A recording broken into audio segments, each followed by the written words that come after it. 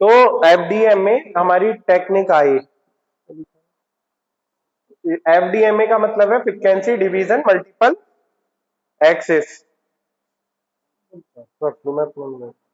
ठीक है, तो यहाँ पे मतलब वही मैंने इसके बारे में थोड़ा सा समरी तुम लोगों को दे दी है कि भाई हमारी एक पर्टिकुलर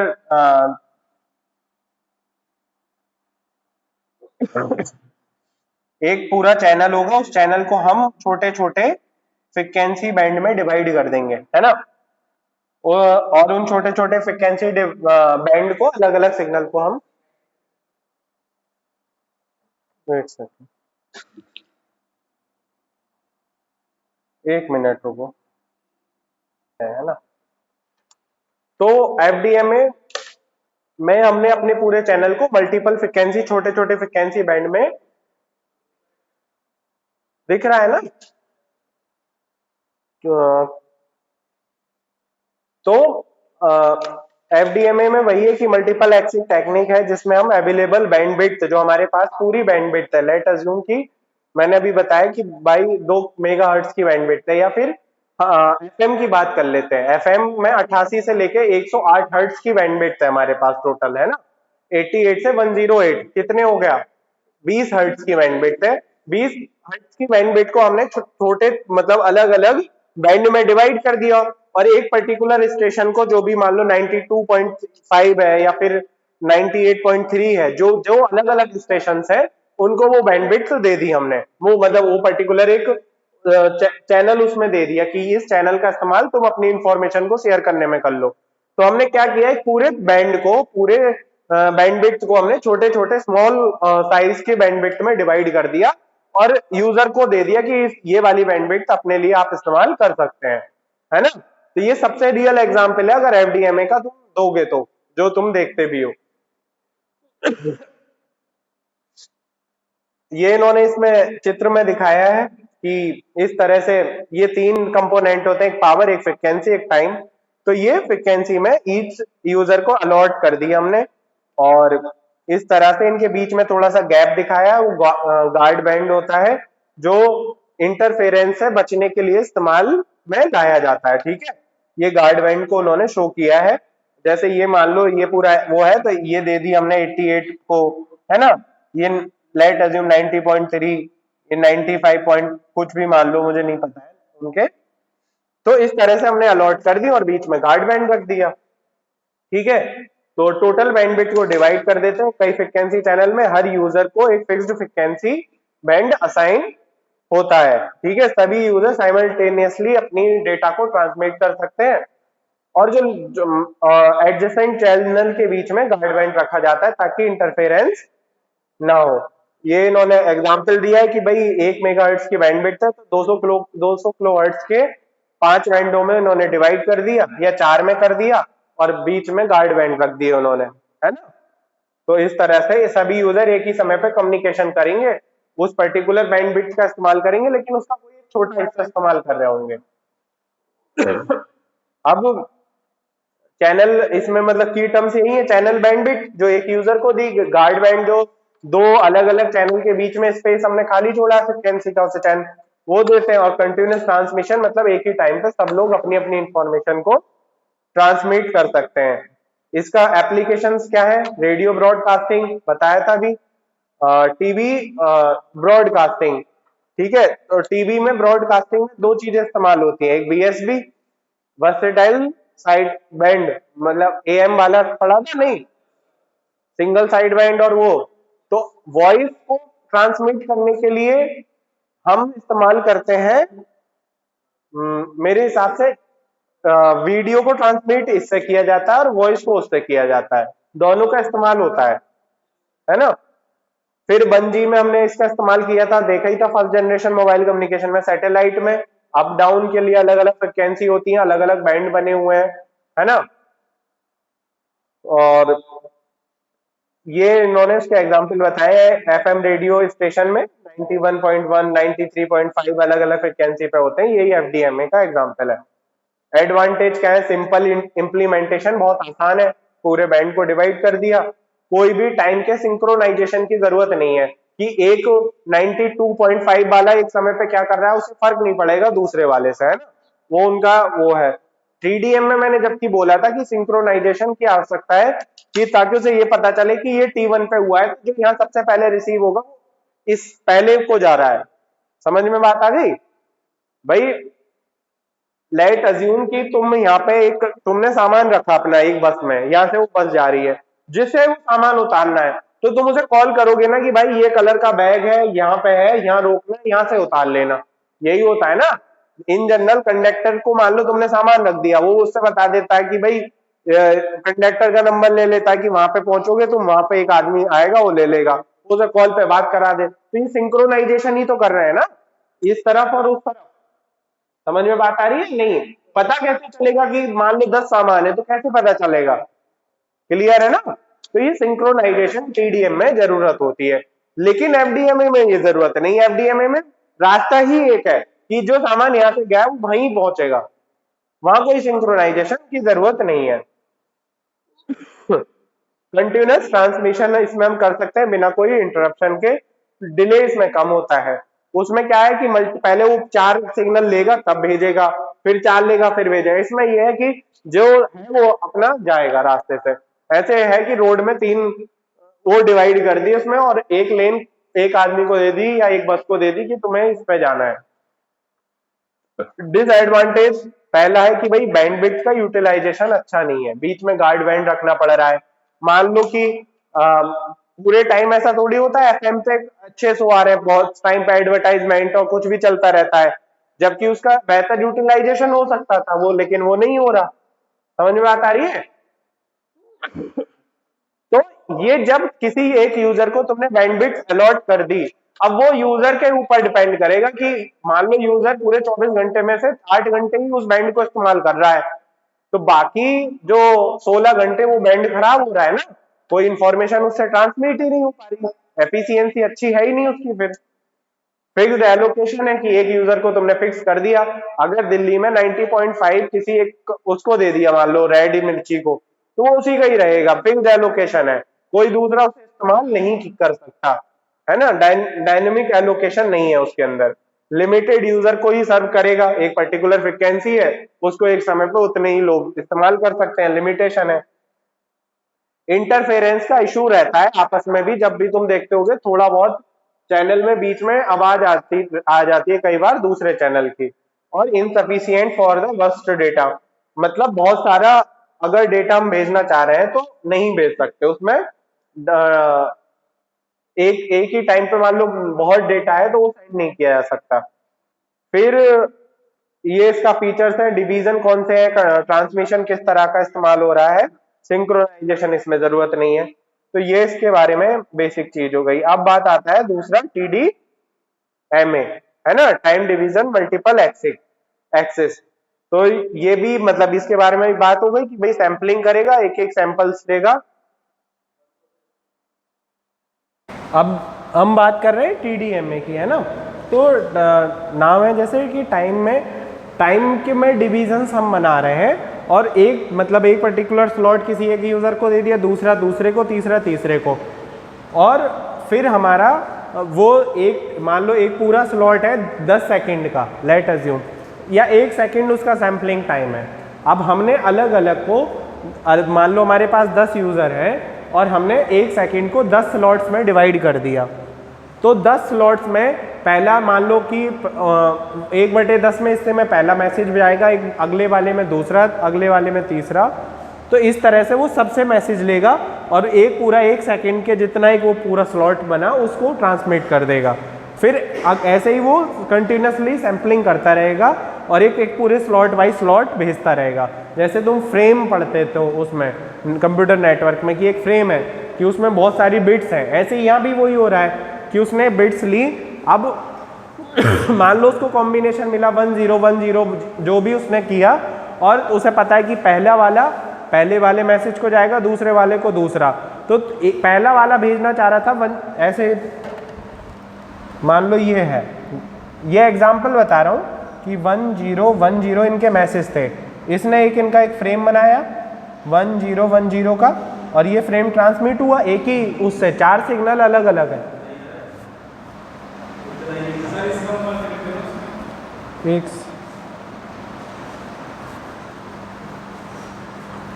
हाँ, तो जैसे मान लो यहाँ पे हमारा 1010 है, ये मैसेज इसका है ना, ये कम्यूटेटर है, तो यहाँ से एक फ्रेम गया इस तरह से 1010 का।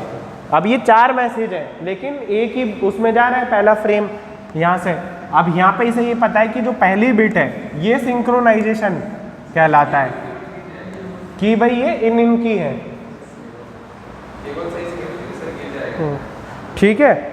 तो अब ये यहाँ से गई और इन्हीं के रेस्पेक्टेड यहाँ M1 मिल गया, यहाँ M2 मिल गया, यहाँ M3 और यहाँ पे M4। तो ये बताता है कि TDM में कि इस तरह से हमारी एक ही बार में हम उसने इतने सिग्नल लिए, उन सिग्नल्स के जो सैंपल्स हैं उन्हें एक साथ वो इकट्ठा किया और भेज दिया, ये फ्रेम कहलाता है ना। तो इसे कहते हैं TDM है। TDM में एक मल्टीपल एक्सेस टेक्निक है जिसमें मल्टीपल यूज़र एक ही समय पे अपने मल्टीपल सिग्नल को ट्रांसमिट हम कर रहे हैं, ठीक है। सभी यूज़र एक ही फ्रिक्वेंसी पे हैं। यहाँ पे जो बैंड जो चैनल है वो एक ही चैनल है, इसकी एक बैंडविड्थ होगी फिक्स कि इस बैंडविड्थ का ये चैनल तुम्हें असाइन कर दिया है इस TDM मशीन को। तो एक पर्टिकुलर चैनल से ये सारा डेटा जा रहा है, फ्रिक्वेंसी फिक्स हो गई लेकिन टाइम स्लॉट में हमने डिवीज़न किया है ना। तो अलग अलग स्लॉट्स हमने दे दिए, उसमें अब ये जो फ्रेम बनता है इसमें बहुत सारी चीज़ें होती हैं। यहाँ पे अपनी डेटा बिट होंगी, यहाँ पे कुछ इन्फॉर्मेशन, यहाँ कुछ इन्फॉर्मेशन, वो फिगर में मैंने दिए हुए हैं, वो एक बार तुम देख लो, है ना। इसमें यहाँ पे दिया हुआ है, ये स्लॉट्स बने हुए हैं, डेटा फ्रेम्स हैं इसमें। TDMA का जो मेन कॉन्सेप्ट है वो क्या है, टाइम शेयरिंग, है ना। तो टोटल टाइम्स को हम क्या करते हैं, छोटे छोटे स्लॉट्स में डिवाइड कर दिया, सभी यूज़र एक फिक्स स्लॉट हमने असाइन कर दिया कि भाई जो पहला स्लॉट है वो मैसेज 1 को है, दूसरा स्लॉट जो है वो मैसेज 2 को है, तीसरा 3 को है और चौथा ये है। ये इनके अपने स्लॉट्स हैं, इन स्लॉट्स में ये अगर मैसेज देंगे तो वो मैसेज ट्रांसमिट हो जाएगा, ठीक है। और ये प्रोसेस रिपीट होता रहेगा, एक पीरियड, फिर दूसरा, फिर तीसरा। तो फ्रेम बाय फ्रेम हमारा एक ही चैनल से मल्टीपल फ्रेम जाते रहेंगे, इन्फॉर्मेशन एक जगह से दूसरी जगह।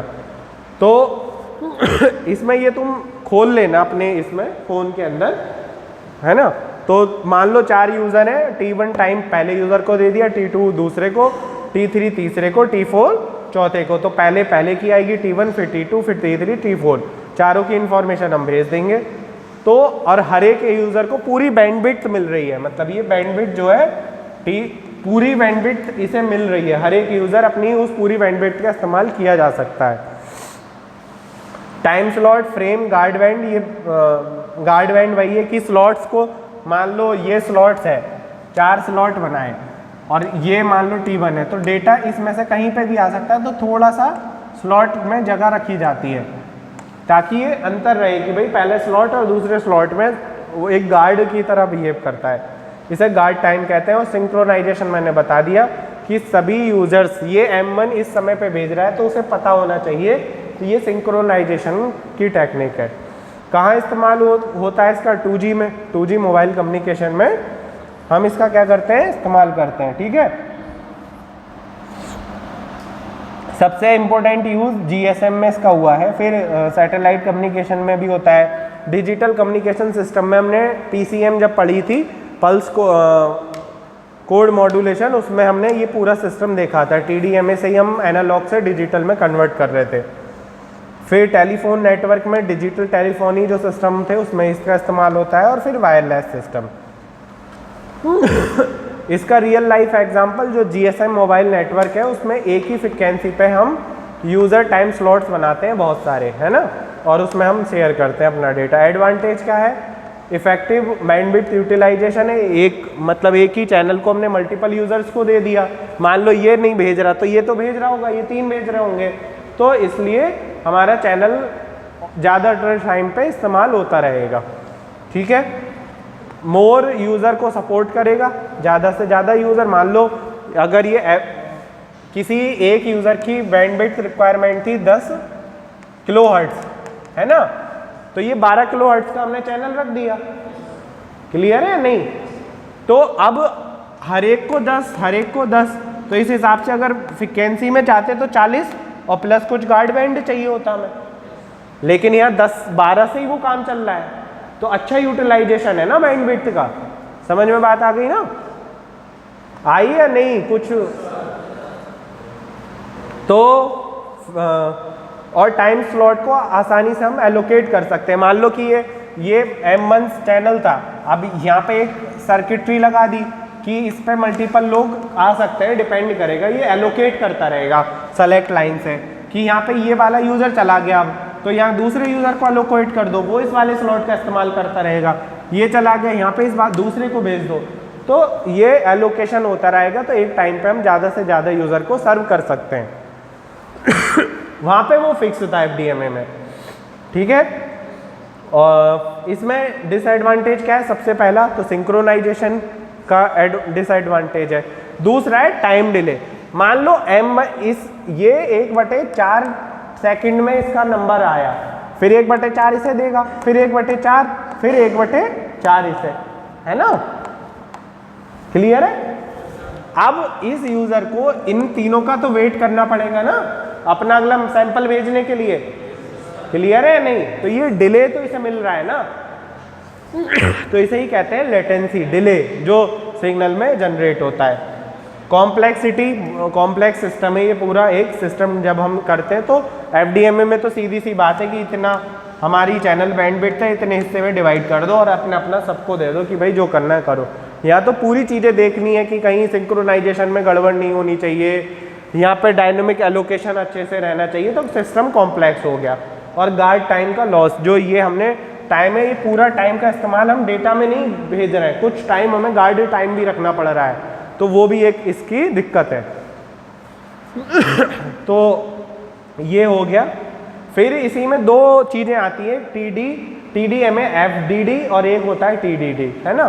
तो उसमें ये दो चीज़ें होती हैं, अपलिंक और डाउनलिंक, उनकी फ्रिक्वेंसी को अलग अलग रखा जाता है। तो TDMA वो FDD होता है, मतलब फ्रिक्वेंसी की, और अगर वो सेम रखी गई है, टाइम अलग अलग रखा गया है, वो TDD होता है। बहुत ज़्यादा डिटेल में नहीं जाना है, सिंपल मैंने इसमें लिख दिया है, बेसिकली जितना रिक्वायर्ड था उतना है नहीं तुम्हारे में।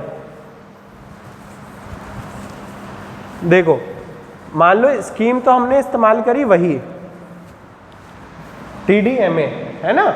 अब हम क्या कर रहे हैं कि एक तो अपलिंक होता है कि यहाँ से ये बेस स्टेशन से यहाँ डेटा आ रहा है, भेज रहे हैं हम, एक डाउनलिंक होती है, ये यहाँ से आ रहा है ना?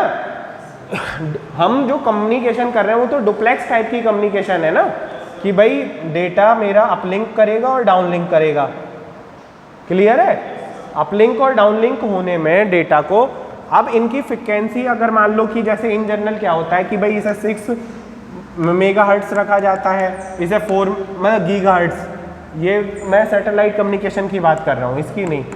तो ये फ्रिक्वेंसी अलग है, अपलिंक की और डाउनलिंक की अलग अलग फ्रिक्वेंसी पे, तो दो अलग अलग चैनल है, दो अलग अलग चैनल, एक चैनल तो भेजने का हो गया और एक रिसीव करने का। और TDD में क्या है, टाइम डिवीजन में वो काम हो रहा है कि भाई रिसीविंग कहाँ से हो रही है और वो कहाँ से हो रही है। डुप्लेक्सिंग कैसे हम कर रहे हैं बेसिकली, तो इन्होंने वही बताया है ये कि अपलिंक और डाउनलिंक की दोनों अलग अलग फ्रिक्वेंसी होंगी। तो FDD होगा, TDMA, डेटा हम वैसे ही भेज रहे हैं TDMA से। समझ में बात आ रही? नहीं आई है? क्लियर है नहीं? अरे बताओ यार भाई, ये टेलीफोन है, टेलीफोन एक्सचेंज, यहाँ से डेटा जाएगा मल्टीपल यूजर का, एक चैनल हमने बना दिया, एक चैनल हमने यहाँ से भेजने के लिए बनाया, एक रिसीव करने के लिए, तो दो चैनल हो गए ना। तो टाइम डिवीजन का जो मैसेज भेजा जा रहा है वो तो TDMA से ही भेजा जा रहा है, लेकिन फ्रिक्वेंसी में तो डिवीजन करना पड़ा ना, एक भेजने के लिए और एक। क्लियर है ना? तो सेट बोला TDMA FDD, क्योंकि फ्रिक्वेंसी में डिवीजन किया है हमने अपलिंक और डाउनलिंक के लिए। अगर ये टाइम में होता TDMA ही है, और एक टाइम हमने रख दिया कि रिसीव करेंगे, एक टाइम हमने वो रख दिया, तो हमने टाइम में डिवीजन कर दिया। ठीक है, तो यही है कि मोबाइल से तुम्हारी कम्युनिकेशन टावर पे जा रही है, वो अलग फ्रिक्वेंसी होगी, और वापस तुम्हारी फ़ोन पे टावर से रिसीव तुम कॉल कर भी सकते हो और रिसीव भी करोगे, दोनों चीज़ें कर रहे हो ना, एक अपलिंक एक डाउनलिंक। तो अपलिंक और डाउनलिंक की फ्रिक्वेंसी अलग अलग रखी गई है या सेम है, या उसका स्लॉट डिवाइड किए गए हैं, तो ये डिपेंड करेगा कि वो कौन सा है। तो TDMA तो एक टेक्निक हो गई कि भाई हम टाइम में ही भेज रहे हैं, मल्टीपल लोगों के सिग्नल भेज रहे हैं, लेकिन ये क्या एक ही टाइम पे भेज भी सकता है और रिसीव भी कर सकता है, तो उसके अलग अलग चैनल है, ठीक है। तो इसमें साइमल्टेनियस ट्रांसमिशन किया जा सकता है, एक ही टाइम पे डेटा भेजा भी जा सकता है और एक ही टाइम पे रिसीव किया भी जा सकता है ना। ये चैनल इसका भेजने का हो गया, ये रिसीव करने का हो गया। लेकिन जो TDD होता है उसमें अपलिंक की और डाउनलिंक की फ्रिक्वेंसी सेम होती है ना, कि भाई चैनल एक है, यहीं से डेटा जाएगा और यहीं से डेटा आएगा, लेकिन टाइम स्लॉट्स बांट दिए कि भाई मान लो कि यहाँ से एक डेटा गया 1 2 3 ये जो भी डेटा है, और इसे यहाँ से भेजने में 1 सेकंड, मतलब लेट अज्यूम 1 सेकंड लग रहा है, इन जनरल नहीं होगा, है ना, और इसका इतने ये यहाँ पे स्लॉट बना रहा है, तो अगले उस जितनी देर में ये से टाइम लगेगा, ये तो ट्रांसमिट हो गया, इधर से ये रिसीव भी कर सकता है, लेकिन चैनल सेम रहेगा। समझ में बात आ गई? जब मैं बात कह रहा हूँ चैनल सेम रहेगा, तो चैनल सेम का मतलब होता है फ्रिक्वेंसी सेम रहेगी, इसमें अपलिंक की और डाउनलिंक की सेम फ्रिक्वेंसी होगी, लेकिन टाइम स्लॉट अलग अलग होंगे। क्लियर है? तो ये हो गया सिंपल दोनों के अंतर। फिर आता है तुम्हारा code division multiple access CDMA। तो क्या होता है,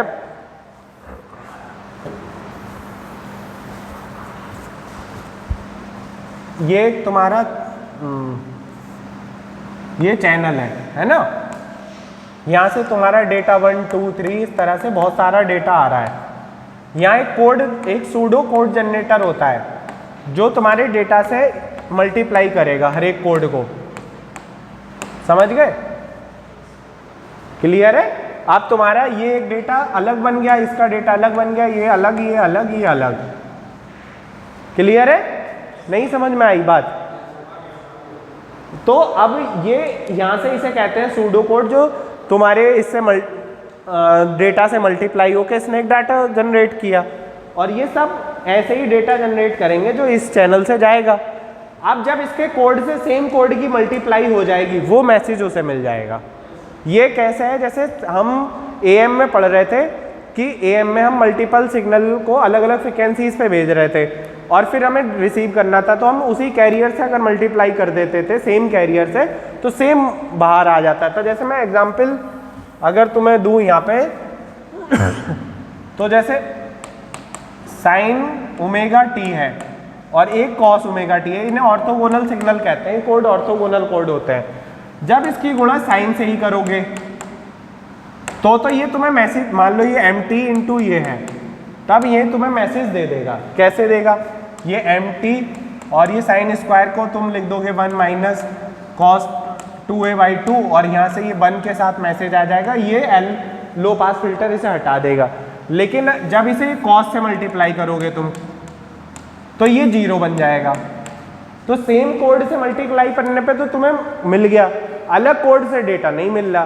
तो यूजर 1 का डेटा जो है, जो यहाँ से यूजर 1 का डेटा है, वो वही रिसीव कर पाएगा जिस पे इसका कोड होगा, ये वाला सेम कोड।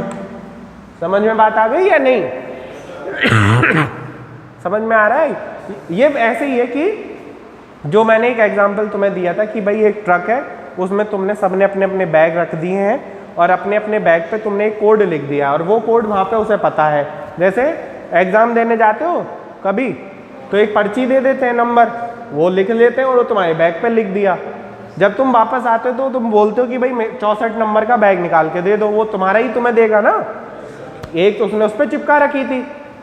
तो अब उसने काम यही किया है कि मल्टीपल बैगों को एक जगह रख लिया, है ना। और यहाँ पे भी वही है कि रूम इज चैनल, कि भाई चैनल एक ही था, डेटा चला गया, जब वहाँ से सेम कोड मिलेगा वो उसका डेटा उसे दे देगा। क्लियर है या नहीं है? तो एक ये स्पैडिंग कोड होते हैं अलग अलग के, सेम कोड से जब मल्टीप्लाई होती है तो डेटा मिल जाता है। इस तरह का ये चित्र दिख रहा होगा, है ना। n number of data, n spreading code है, ये सब मिलके एक चैनल में गए और हर एक चैनल पे जब सेम वाले से मल्टीप्लाई हुई तो वही उसे मिल जाएगा। क्लियर है या नहीं है ना। तो ऐसे ये होगा C1 कोड C, मतलब कि C1 D1 plus C2 D2 plus C3 D3 dot dot dot CN DN। ये पूरा एक मैसेज है। जब इससे मल्टीप्लाई C1 होगी तो ये डेटा D1 दे देगा और बाकी टर्म्स 0 हो जाएंगे। समझ में आ रहा है? इतना नहीं आ रहा। ये ऑर्थोगोनलिटी होती है। ये तुम मतलब इतनी बात समझा रहा हूं कि ऐसा होगा कि जब कोड मैच हो जाएंगे, ये कोड दोनों के मैच हो गए तो ये तुम्हें उसका डेटा एक्सट्रैक्ट करके दे देगा। ये CDMA है। क्लियर है? तो ये हो गया कि हम अपने हर एक यूज़र को एक यूनिक कोड हम देते हैं, डेटा उस कोड से मल्टीप्लाई होके स्प्रेड हो जाता है। वैसे तो ये पूरा ये क्या था, एक डेटा को हमने कंप्रेस कर लिया ना भाई, पूरा डेटा इकट्ठा करके कंप्रेस करके उसको भेज दिया। जब उससे मल्टीप्लाई हुई उसका डेटा एक्सट्रैक्ट हो गया, वो स्प्रेड आउट हो गया। वो वही कह रहा है कि सभी यूज़र सिंगल कंबाइन होकर चैनल में ट्रांसमिट होते हैं और रिसीवर साइड पर डिजायर्ड यूज़र के कोड से कोरिलेशन करते हैं, और जब कोरिलेट होते हैं, करेक्ट सिग्नल जब मिल जाता है, करेक्ट कोड, तो वो सिग्नल हमारा रिकवर हो जाता है। जैसे इन्होंने दिया है कि कोड 2 यूज़र हैं, एक का कोड 1010 है ना, और एक का 1100 है ना। अब वो दोनों ने अपना कोड ट्रांसमिट कर लिया, रिसीवर पे जब सेम कोड आएगा वो डेटा रिसीव हो जाएगा और दूसरे का नहीं होगा। इसमें क्या इस्तेमाल कर रहे हैं हम? स्प्रेड कोडिंग, है ना, जो PN कोड भी कहते हैं, जो ये कोड जनरेट करने का एक मशीन होती है जो रैंडमली कोड जनरेट कर रही होती है। स्प्रेड स्पेक्ट्रम मतलब सिग्नल को वाइड बैंडविड्थ में फैल जाना, ये उतना वो है नहीं। कोरिलेशन सही मतलब कोरिलेशन कि भाई M1 का डेटा ही है तो जो उसी को मिलेगा जो सेम कोरिलेशन रखता होगा उस डेटा के साथ, और बाकी ये इन्हें रिजेक्ट कर रहा है वो डेटा, इन जितने ये अदर हैं इन्हें तो रिजेक्ट कर रहा है ना। इसे कोरिलेट हो गया, इसे रिसीव कर लिया, बाकी सबको रिजेक्ट कर दिया। तो ये यही बता रहा है। अन्य जितने कोड है उन्हें क्या कर देगा? इग्नोर कर देगा। CDMA यूज कहाँ पे होता है? मोबाइल कम्युनिकेशन 3G में इसका इस्तेमाल हुआ था। सैटेलाइट कम्युनिकेशन में भी मल्टी यूज़र अगर सेम चैनल शेयर कर रहे होते हैं वहाँ पे भी। GPS ग्लोबल पोजिशनिंग सिस्टम में सैटेलाइट यूनिक कोड यूज़ करते हैं। मिलिट्री कम्युनिकेशन में क्योंकि इंटरप्ट करना मुश्किल है, क्योंकि सेम कोड होगा तभी मैसेज मिलेगा, वरना पूरा मैसेज 0 हो जाएगा। वायरलेस नेटवर्क, है ना। और फिर है जैसे GPS सैटेलाइट अलग अलग कोड भेजती हैं, रिसीवर सही कोड को डिटेक्ट करके एग्जैक्ट लोकेशन का पता लगाता है। ठीक है। एडवांटेज क्या है? हाई कैपेसिटी है, बहुत सारे यूज़र को एक साथ हम इस्तेमाल कर सकते हैं। सिक्योरिटी बेहतर है इसकी। रेजिस्टेंस नॉइस को लेके, क्योंकि इसमें नॉइस ऐड होने का बहुत कम वो चांसेस हैं, है ना। और बैंडविड्थ का अच्छा यूटिलाइजेशन है। और हैंड ओवर जो होता है, हैंड ओवर का मतलब एक तरह से मैंने बताया नहीं है ये शायद, 2 तरह बेसिकली हैंड ओवर तो वैसे भी समझते हो ना, ट्रांजिशन कैसे होगा एक से दूसरे को, उसे कहते हैं। ठीक है। सिस्टम ये कॉम्प्लेक्स है, पावर कंट्रोल इसमें रिक्वायर्ड है। ठीक है। सिंक्रोनाइजेशन की आवश्यकता है और एक्सपेंसिव टेक्नोलॉजी है ये। फिर इनका तीनों का आपस में कंपैरिजन है CDMA। फिर ये मैंने स्पेस डिवीजन मल्टीपल एक्सेस एक टेक्निक और लिखवाई थी, जिसमें यूज़र को अलग अलग स्थान या डायरेक्शन के आधार पर एलोकेट किया जाता है ना। ऐसे मान लो कि भाई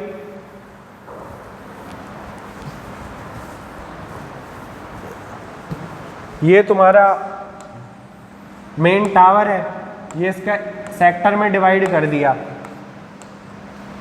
ठीक है, कि यहाँ का जो एंटीना है वो इधर इस एरिया में से जो भी सिग्नल आएंगे उन्हें रिसीव करेगा ये इससे, ये इससे और ये इससे, तो स्पेस के हिसाब से तुमने डिस्ट्रीब्यूट कर दिया पूरा, है ना। जो सेल टेक्नोलॉजी है वो क्या है, स्पेस डिवीजन ही तो है, कि तुमने एक सेल लगा दिया, वो एक स्पेस को कवर करेगा, वहां के वो करेगा। जैसे इन्होंने ये दिखाया है बेसिक कॉन्सेप्ट कि भाई इस तरह से एक एंटीना है, अलग अलग डायरेक्शन में डिवाइड करके हमने 4 लगा दिए और वो उससे रिसीव कर लेंगे डेटा, ठीक है। तो ये है जो हमने अभी ये फ्रीक्वेंसी रीयूज कॉन्सेप्ट देखा था कि अलग अलग एक पर्टिकुलर सेल को हमने एक फ्रीक्वेंसी दे दी, वो उस एरिया से अपना मैसेज रिसीव करेगा और भेजेगा। स्पेस को रीयूज कर सकते हैं हम, ठीक है। कवरेज एरिया को अलग अलग सेल्स या सेक्टर्स में डिवाइड कर देते हैं। हर सेल या सेक्टर को में यूज़र अलग अलग होते हैं। डायरेक्शनल एंटीना या बीम फॉर्मिंग का मतलब होता है जो एंटीना यहाँ लगाए वो कितना अच्छा बीम बना रहा है, मतलब कहाँ तक डेटा अपनी मतलब उसकी सिग्नल की स्ट्रेंथ जा पा रही है, ठीक है। और सेम फ्रिक्वेंसी पे अलग अलग स्थानों पे हम सेम इस्तेमाल कर सकते हैं। ये पूरा वही मोबाइल कम्युनिकेशन वाला ही है ना। एक सिटी में कई सारे एक सिटी को बहुत सारे सेल में डिवाइड कर देते हैं हम, हर सेल को एक पर्टिकुलर फ्रिक्वेंसी दे देते हैं, उस फ्रिक्वेंसी के जितने यूज़र हैं वो उसे यूज़ करेंगे। अब मान लो कि डेंस इलाका है, डेंस इलाके में हम टावर एक रखेंगे लेकिन एंटीना ज़्यादा कर देंगे, पूरे उसको अलग अलग हिस्से में डिवाइड कर देंगे, ऐसे कि भाई ये रीज़न है, इन्हें 8 हिस्सों में डिवाइड कर दिया। ये एंटीना इस एरिया को सर्व करेगा, ये इसे ऐसे, ठीक है। तो ये बात हो गई। इसमें सेल स्प्लिटिंग, बीम फॉर्मिंग, ये सब हम पढ़ चुके हैं ऑलरेडी। कहाँ पे इस्तेमाल हो रहा है, 2G, 3G, 4G, 5G सब में ये इस्तेमाल होता है। बेस स्टेशन के एंटीना को हम सेक्टर एंटीना कहते हैं कि ये सेक्टर को देखेगा, ये सेक्टर को 60 डिग्री या 180, 120 कितने पे भी लगा सकते हैं। Multiple input multiple output technique होती है, मीमो कहते हैं इसे, कि एक ही टाइम पे मल्टीपल इनपुट आ भी सकते हैं और जा भी सकते हैं, है ना। Real life example mobile tower, मान लो एक कोई मोबाइल टावर है, उसने पूरे स्पेस को 3 हिस्से में डिवाइड कर दिया 120 के, और वो कर रहा है, हर सेक्टर को यूज़र को अलग अलग एंटीना तुम्हारा सर्व कर रहा है, तो स्पेस में डिवाइड कर दिया, तो स्पेस डिवीज़न हो गया, है ना। हाई कैपेसिटी होती है, एफिशिएंट स्पेक्ट्रम यूटिलाइजेशन है, रिड्यूस इंटरफेरेंस और बेटर चैनल जो है वो अभी भी सेम रहा, समझ गए, फ्रिक्वेंसी एक ही थी लेकिन अलग अलग स्पेस से डिवाइड कर दिया तुमने। हाई कॉस्ट है क्योंकि एंटीना इंस्टॉल करने पड़ेंगे, है ना, पर्टिकुलर डायरेक्शनल एंटीना बनाने पड़ेंगे। मोबिलिटी मैनेजमेंट, यूज़र, अब मान लो यूज़र यहाँ पे है, यहाँ से मूव करके यहाँ हो गया, है ना, तो अब दूसरे सिग्नल को वो करना पड़ेगा, ठीक है। प्लानिंग रिक्वायर्ड होगी क्योंकि पूरे, मान लो तुम्हें पूरी एक सिटी है तो तुम्हें पहले प्लान बनाना पड़ेगा ना कि कितने सेल टावर बनाऊँ, कहाँ पे सेल टावर बनेंगे, कितनी फ्रिक्वेंसी दूँ, और फिर फ्रिक्वेंसी रीयूज़ करनी है तो कौन से को कौन सी फ्रिक्वेंसी दूँ ताकि इंटरफेरेंस ना हो, तो ये सब प्लानिंग करनी पड़ेगी। तो ये हो गया तुम्हारा, ठीक है। इसके बारे में इन्होंने लिखा हुआ है। फिर एक आता है wide band code division multiplexing, मतलब वही है CDMA, उसमें तुमने क्या किया है, 3G में इस्तेमाल हुआ था इसका WCDMA का, ठीक है, जिसमें हमने जो चैनल की बैंडविड्थ थी, कोड डिवीज़न में क्या था, CDMA में हमारा एक चैनल हमें दिया गया था और ये अलग अलग कोड से मल्टीप्लाई कर रहा था, तो वाइड इसका W इसलिए लगाया कि जो ये बैंडविड्थ था ये हमने बढ़ा दी, इसकी 6 मेगाहर्ट्ज़ कर दी थी, इसका नाम wide band code division multiplexing हो गया। 6 नहीं 5, है ना। तो ये इसका ये एडवांस वर्जन है, कुछ ऐसा इसमें अलग है नहीं, ठीक है। उसे फ्रेम इन्होंने सारा दिखाया, पढ़ लेना उसे। उसके बाद हम ऑर्थोगोनल, ये मतलब आज के समय में सबसे ज़्यादा यूज होता है OFDMA। तो FDMA तो पढ़ा था तुमने, तो FDMA तो FM में जो इस्तेमाल होता है। अब इसमें इन्होंने क्या किया, एक कॉन्सेप्ट होता है ऑर्थोगोनलिटी, है ना, जो अभी मैंने तुम्हें बताया था, उसका इस्तेमाल किया कि भाई चैनल तो इन्होंने डिवाइड कर दिया अभी भी, तो ये तो FDMA तो हो ही गया, क्लियर है। अब इसमें प्रॉब्लम आ रही थी एक तो गार्ड बैंड की, कि इतना छोड़ना पड़ रहा था, उस समस्या को खत्म करना था क्योंकि इंटरफेरेंस हो रहा था। तो इन्होंने क्या किया कि हर एक में F1, F2, F3 अलग अलग फ्रिक्वेंसी ली, और ये जो फ्रिक्वेंसी थी एक दूसरे से ऑर्थोगोनल थी। ऑर्थोगोनलिटी का ये नियम होता है कि अगर दो सिग्नल है cos F1t मतलब 2 पाई लिख लेना, और cos दूसरा सिग्नल है cos F2t, है ना, 2 पाई भी आएगा, मैं अभी लिख नहीं रहा हूँ। अगर इन दोनों को अलग, ये फ्रिक्वेंसी अलग अलग है और इनकी गुणा करोगे तो गुणनफल हमेशा 0 आएगा, और अगर सेम वाले से गुणा करोगे तो 1 आ जाएगा। समझ में बात आ गई। इस कॉन्सेप्ट को इस्तेमाल किया इन्होंने कि हम ऑर्थोगोनल फ्रिक्वेंसी रखते हैं, ये जो सिग्नल हम भेज रहे हैं ऑर्थोगोनल सिग्नल से भेजेंगे। सिग्नल में हम मॉड्यूलेशन तो करते हैं ना, जो फ्रिक्वेंसी हम भेजेंगे वो ऑर्थोगोनल होंगी एक दूसरे से। तो ऑर्थोगोनल होंगी तो कोई इंटरफेरेंस नहीं होगी आपस में, चाहे कोई कितना बैंड रखो ही मत, एक ही साथ तो मल्टीपल फ्रिक्वेंसी भेज सकते हो अगर फ्रिक्वेंसी ऑर्थोगोनल है। दूसरी चीज इन्होंने क्या करी कि अब इसका मतलब कि मल्टीपल फ्रिक्वेंसी को तो सपोर्ट कर ही रहा है एक ही टाइम पे, और इंटरफेरेंस भी खत्म हो गया, है ना। तो इसलिए इसका नाम क्या हुआ, orthogonal frequency division multiple axis technique. ये उसका एडवांस रूप है, जैसे WCDMA था। इसमें जो ये सब कैरियर कहलाते हैं, ये सब कैरियर है सारे F1, F2, F3, और ये डायनेमिक एलोकेशन यहाँ पे होता रहेगा। जरूरी नहीं है, ये फिक्स नहीं करा कि भाई ये वाला बैंड हमने एक पर्टिकुलर आदमी को दे दिया, कोई भी आओ सब अपना इंफॉर्मेशन भेज सकते हो, डायनेमिक एलोकेशन है। लेकिन जो सब कैरियर होंगे वो एक दूसरे से ऑर्थोगोनल होंगे, ठीक है। हमने पूरी बैंडविड्थ को छोटे छोटे हिस्सों में बांट दिया, अलग अलग यूजर्स को अलग अलग सब कैरियर या सब कैरियर के ग्रुप दे दिए, है ना। अब वो एक ही चैनल का इस्तेमाल करेंगे, लेकिन उनके बीच में कोई इंटरफेरेंस नहीं होगी, क्योंकि ऑर्थोगोनलिटी का हम फायदा यहाँ लेंगे। टोटल बैंडविड्थ को नैरो बैंड सब कैरियर में डिवाइड कर देते हैं, जैसे टोटल बैंडविड्थ है, अब इसको डिवाइड कर दिया इन्होंने, और इन्हें भी आपस में डिवाइड कर दिया। हर एक ये अलग अलग सब कैरियर हैं, F1, F2, F3, F4, है ना। पूरी ये ऐसे देखो कि भाई ऐसे एक कोई वो है, क्लियर है नहीं, ये पूरा एक बैंड, ये चैनल है, इस चैनल को तुमने हॉरिजॉन्टली और वर्टिकल सब डिवाइड कर दिया, हर एक को एक एक सब कैरियर दे दिया, और वो सब कैरियर आपस से ऑर्थोगोनल है, तो कोई भी सिग्नल एक दूसरे में वो ही नहीं होगा, इंटरफेरेंस। समझ गए, इंटरफेरेंस ही मेजर प्रॉब्लम थी इसकी। और ये एलोकेशन, ये सब कैरियर फिक्स रहेंगे, यूजर्स बदलते जाएंगे, तो एक ही समय पे हम कितने भी लोगों को वो कर सकते हैं। और यूजर, मान लो यूजर है, वो अलग अलग सब कैरियर को इस्तेमाल करके अपना डेटा भेज सकता है, और सब यूजर एक साथ ही डेटा ट्रांसमिट कर सकते हैं।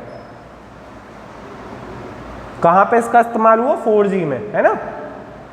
डाउनलिंक में, डाउनलिंक जो रिसीविंग होती है, डाउनलिंक मतलब टावर से जो हम पे मैसेज आ रहा है, उसमें वो FDMA इस्तेमाल किया जाता है। और जो 5G आ रहा है नया वाला NR, है ना, new radio 5G new radio, उसमें भी हम एडवांस OFDM बेस्ड सिग्नल का इस्तेमाल कर रहे हैं, ठीक है। मल्टीपल यूज़र एक टाइम पे, जैसे वाईफाई है, वाईफाई में भी इसका इस्तेमाल होता है, ब्रॉडबैंड वायरलेस में भी इसका इस्तेमाल होता है, 5G मोबाइल इंटरनेट में जो फास्ट ब्राउजिंग होती है, HD वीडियो स्ट्रीमिंग होती है, उन सब में OFDMA का इस्तेमाल होता है। आज के दौर में सबसे इम्पोर्टेंट मल्टीपल एक्सिस टेक्निक है ये, ठीक है। तुम ये सोचो FDMA को ही, ये रिसर्च है कि FDMA जो कि एनालॉग के लिए इस्तेमाल हो रही थी, जिसका कोई मतलब अच्छा एडवांटेज ही नहीं था, 2G 3G, लेकिन उसी का उन्होंने उसमें क्या एडवांसमेंट कर लिया कि आज वो सबसे मेन टेक्नोलॉजी है 5G में भी, है ना। इसमें मल्टीपास फेडिंग होती है, कि मतलब एक सिग्नल मल्टीपल जगह से भेजा जा रहा है ना। जैसे तुम्हें ऐसा लगता होगा, यहाँ से फ़ोन से तुम्हारे जब डेटा ट्रांसमिट होता है तो मल्टीपल पाथ लेता है सिग्नल हमारा, और जब ये जाके रिसीव करता है एंटीना, अलग अलग समय पे ही पहुँचते हैं, इनका सुपर इम्पोजिशन होता है, इसे कहते हैं multi path fading, time delay आ जाता है। कि एक सिग्नल मान लो उस दीवार से टकरा के फिर वहां गया, एक यहां से टकरा के निकल गया। समझ में आ रही है? ये तुम्हें समझ में नहीं आता होगा, ईएम वेव है, तुम्हें दिख नहीं रही, लेकिन ईएम वेव ऐसे ही जाती है ना। तो यही है, इसमें हाई कॉम्प्लेक्सिटी बढ़ेगी, सिंक्रोनाइजेशन रिक्वायर्ड है। ये है इसके बारे में। फिर इन्होंने डिफरेंस बताया है OFDMA में और FDMA में। पहले FDMA के बारे में डिस्कस किया कि भाई बैंडविड्थ को फिक्स्ड फ्रीक्वेंसी चैनल में डिवाइड कर रहे थे, जबकि इसमें छोटे छोटे सब ऑर्थोगोनल सिग्नल में हमने डिवाइड किया है। और उसमें डेडिकेटेड फ्रीक्वेंसी थी, यहाँ पे डायनेमिक एलोकेशन है। कोई भी यूज़र किसी भी दूसरे ऐसा फिक्स नहीं करा कि ये इस वाली को बस F1 ही, एक यूज़र 1 ही इस्तेमाल करेगा। यूज़र 1 ये भी कर सकता है, ये भी कर सकता है, कोई सा भी कर सकता है ना। तो ये हो गया। और इसकी मैंने फिगर्स लगाई हैं, एक बार देख लेना, बहुत सारी, है ना। तो ये है अपना टोटल कंप्लीट होता है ये वाला चैप्टर है।